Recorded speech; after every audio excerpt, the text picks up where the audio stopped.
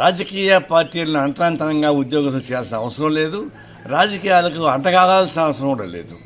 రాజకీయ పార్టీలు మాకు సంబంధం చెప్పని చెప్తున్నారు, మంచిదే. అయితే ఉద్యోగ సంఘాల సమస్యల్ని పరిష్కరించడానికి ఎవరికి చిత్తశుద్ధిగా పనిచేస్తున్నారు?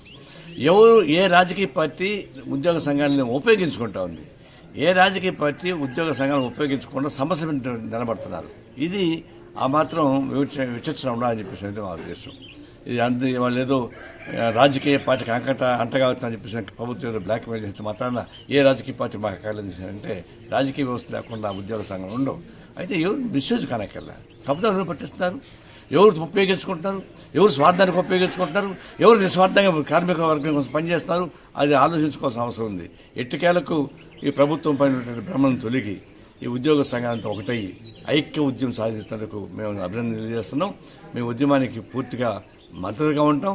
ప్రభుత్వం కూడా దిగి వచ్చి ప్రిస్టేజ్కి పోకుండా వాస్తవ పరిస్థితుల్లో ఉద్యోగం చేసేటువంటి సమయం న్యాయసమ్మతమైంది. ఇది జస్ట్ అండ్ జెన్యూన్ డిమాండ్ కాబట్టి దాన్ని అంగీకరించమని కోరుతున్నాం. తెగందా లాగద్దని ప్రభుత్వాన్ని హెచ్చరిస్తాం. హాయ్ ఫ్రెండ్స్, మా టుడే టుమారో యూట్యూబ్ ఛానల్ చూస్తున్నందుకు చాలా థ్యాంక్స్. మరిన్ని లేటెస్ట్ వీడియోస్ కోసం వెంటనే సబ్స్క్రైబ్ చేయండి. అలాగే ఈ బెల్ ని కూడా రింగ్ చేసేయండి. మా నోటిఫికేషన్స్ అన్ని మీ మొబైల్లో వస్తాయి.